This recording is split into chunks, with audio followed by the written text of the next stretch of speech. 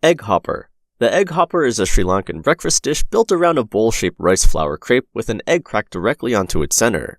The batter ferments overnight with coconut milk and a small amount of toddy or yeast, which gives the finished hopper its characteristic slight tang and an airy lace-edged rim. The center stays thick and soft, while the outer edges crisp up against the curved pan, so you get two very different textures in a single item. The egg sits in that natural bowl, cooking slowly from the heat trapped by the curved surface, coming out set but still gently tender at the yolk. Hoppers trace back centuries in Sri Lanka, with roots that extend into South Indian cooking through similar fermented rice crepes. The name itself comes from the Tamil word appam, a term covering a family of pan-cooked rice preparations across southern India and Sri Lanka. British colonists encountered them during the 18th and 19th centuries and adopted the anglicized version, which became the dominant term on the island. In Sri Lanka, hoppers are rarely eaten plain. They come alongside sambols, chutneys, and curries, with the egg version considered the heartier morning option. The egg absorbs some of the batter's sourness and the coconut's richness, creating something that sits at the intersection of bread, crepe, and egg dish simultaneously. Street stalls across Colombo serve them in the early hours, pulled from small woks with a single practice twist. The pan itself is the key piece of equipment, a small, deep-walled vessel that shapes the hopper into its distinctive nest form that a flat pan cannot replicate. Classic French omelette. The French omelette is not about browning. That single point separates it from nearly every other egg preparation in the world and shapes the entire method around it. The goal is a pale, smooth, evenly yellow exterior that looks almost untouched, hiding an interior that is just barely set, almost custard-like in softness. Getting there requires constant motion over a medium-low heat, moving the eggs continuously with a fork or spatula while shaking the pan, then folding before the surface fully sets. The technique was codified through classical French cooking traditions that became standardized in the 19th and early 20th centuries, but omelettes in France predate that formalization by centuries. The word itself likely derives from the Latin lamella, meaning thin plate, filtered through several Old French variations before arriving at the modern spelling. Some food historians trace the dish's importance in French cuisine to Benedictine monks of the Middle Ages, who relied heavily on eggs during religious fasting periods when meat was forbidden. The texture is the entire point. A properly made French omelette yields to a fork immediately, the inside still moist and loose, almost runny, but not raw. There is a very narrow window between underdone and overdone, measured in seconds rather than minutes. French culinary schools use this dish as a foundational test of skill, because it demands timing and heat control rather than complex ingredients. Fillings, when included at all, tend to be restrained. Fresh herbs, soft cheese, or finely diced vegetables folded in just before the omelette is rolled and plated seam side down. The restraint is intentional. Anything heavier would interrupt the delicacy. Kuku sabzi. Kuku sabzi is a Persian-baked herb frittata eaten across Iran and parts of the broader Middle East, and it's most closely associated with Nowruz, the Persian New Year celebration that falls on the spring equinox. The dish is essentially a thick egg cake packed with large amounts of fresh herbs, mainly parsley, cilantro, dill, and fenugreek, held together with egg and sometimes a small amount of flour or baking powder to give it a slightly lighter texture. The ratio of herbs to egg is what defines it. Unlike most frittatas, where eggs dominate, in kuku sabzi, the greens are the main ingredient, and the egg mainly acts as a binder. The Nowruz connection is rooted in Persian symbolism. Green foods during the new year represent renewal and the return of spring, and kuku sabzi, dark green throughout from the density of herbs, fits directly into that tradition. Some families add dried barberries or walnuts to the mixture, which contribute tartness and crunch that cut through the herbal richness. The dish is served at room temperature just often as hot, making it practical for large gatherings where food sits out for long periods. The flavor is intensely herbal and slightly grassy, with a savory egg backbone underneath. Fenugreek in particular adds a faint bitterness and an almost maple-like undertone that distinguishes this from simpler herb egg dishes found elsewhere. The exterior develops a dark, slightly crisp crust during cooking, either in a pan on the stovetop or finished in an oven, while the interior stays dense and moist. It's cut into wedges like a cake, served alongside rice, flatbread, or yogurt, and keeps well for several days without losing much quality. Tamagoyaki. Tamagoyaki is a Japanese rolled egg preparation made by cooking multiple thin layers of seasoned egg one at a time in a rectangular pan, rolling each layer onto the previous one as it just sets, gradually building up a compact, multi-layered log. The seasoning usually includes soy sauce, mirin, and sugar, though the balance shifts noticeably by region and household preference. The style associated with the Tokyo area tends to be sweeter, while the Osaka version leans more savory. The difference is noticeable enough that it acts as a quiet regional identity marker in Japanese food culture. The rectangular pan used for this preparation is designed specifically for this task, allowing the egg to be spread thin and rolled with control. Without it, the process requires much more technique.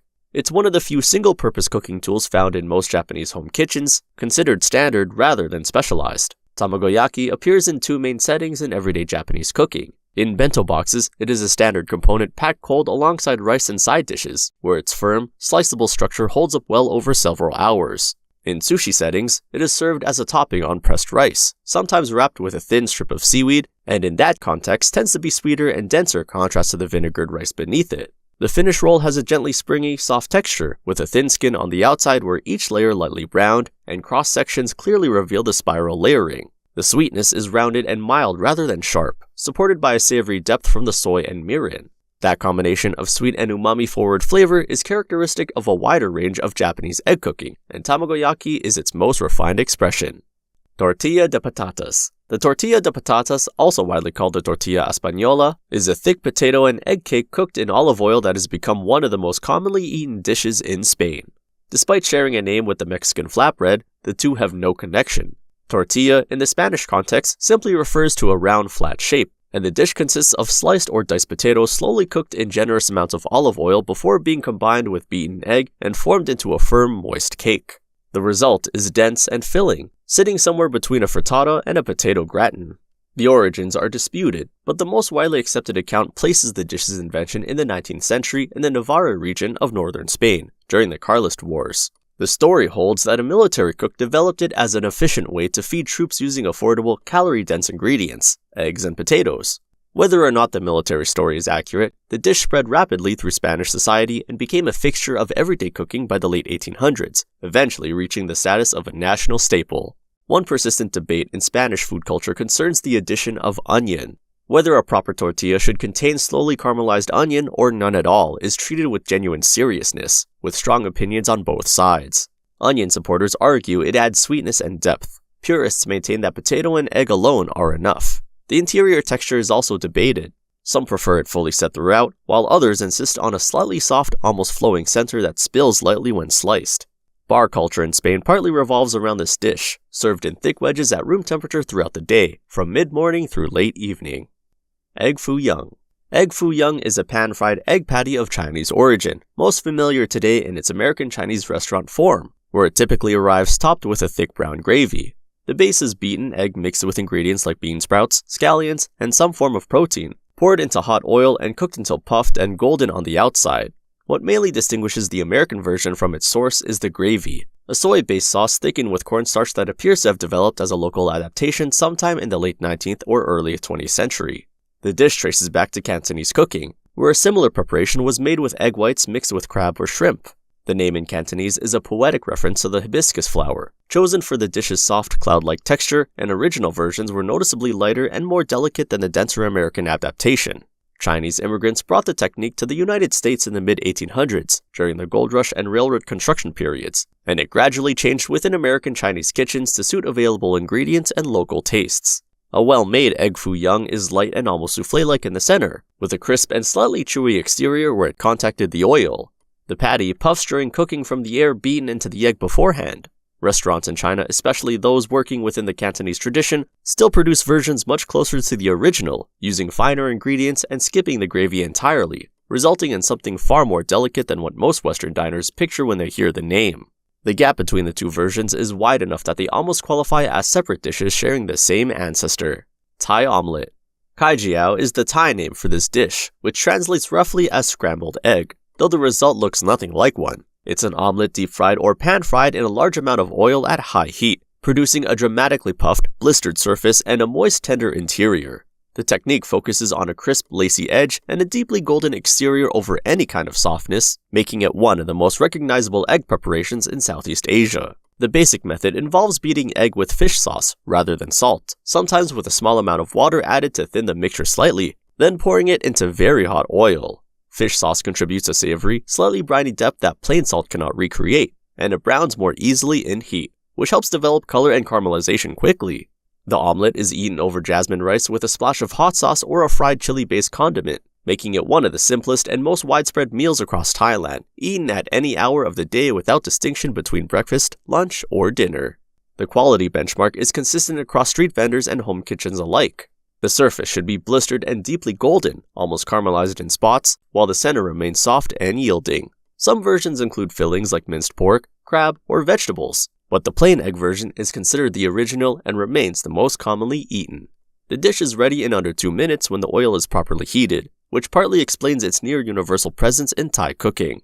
It's fast, affordable, and depends entirely on technique rather than complexity to achieve its character. Tortang talong. Tortang talong is a Filipino dish built around a whole eggplant that is charred directly over an open flame, peeled, and pressed flat before being coated in beaten egg and pan-fried until golden. The eggplant structure mostly survives this process, so the finished dish resembles a flattened, egg-covered vegetable with the stem still attached, which contributes to its very recognizable appearance. It appears regularly on Filipino breakfast tables alongside white rice and a dipping sauce made from vinegar, garlic, or soy sauce. The charring step is essential and not merely cosmetic. Cooking the eggplant directly over gas flame or charcoal blackens the skin and partially cooks the flesh through trapped steam, infusing it with the smoky flavor that carries through the later frying. Without that step, the dish loses much of its flavor depth and becomes noticeably blander. The peeling is done while the eggplant is still warm, pulling away the charred skin to reveal the soft, smoke-filled flesh underneath, which is then gently pressed into shape before meeting the egg. Filipino cuisine carries deep influences from Malay, Spanish, Chinese, and American cooking traditions, and tortang talong sits within the broader category of torta preparations, a family of fried egg dishes found throughout the Philippine archipelago with different fillings and bases. The term torta arrived through Spanish colonial influence and broadly means a round fried patty or cake. Similar eggplant and egg combinations exist across Southeast Asian cooking, but the Filipino version's focus on whole eggplant presentation and open flame charring gives it a distinct identity. The flavor lands smoky, savory, and faintly sweet from the eggplant, while the egg adding a thin golden crust that crisps along the edges while the interior stays tender. Tornado omurice. Tornado omurice is a Japanese dish that combines a thin, velvety egg layer with seasoned fried rice underneath, finished with a technique that causes the egg to open into a flowing spiral pattern across the top. When the softly set egg mound sitting over the rice is scored down the center, it splits and falls to either side in a layered, billowing motion that resembles a swirling funnel. The visual became internationally recognized after footage of a Tokyo restaurant cook named Motokichi Yukimura performing it spread widely online in the early 2010s, turning what had been a local specialty into something with a global audience. Omurice itself predates the tornado technique by well over a century. The dish emerged in Japan during the Meiji era, roughly in the late 1800s or early 1900s, as a combination of Western omelet making and Japanese rice culture. The name combines the Japanese pronunciation of omelet with raisu, the Japanese rendering of rice. Early versions were straightforward fried rice wrapped in a thin egg sheet and finished with ketchup, a presentation that remains the classic form in home kitchens and casual cafes today. The tornado version elevates that foundation through technical execution rather than extra ingredients. The egg is cooked in butter over moderate heat and stirred continuously until it forms a thick, barely set mass, then mounded over the rice while still loose enough to flow when cut. The resulting texture is extraordinarily soft, closer to a warm, rich sauce than a traditional omelet, coating the rice as it opens.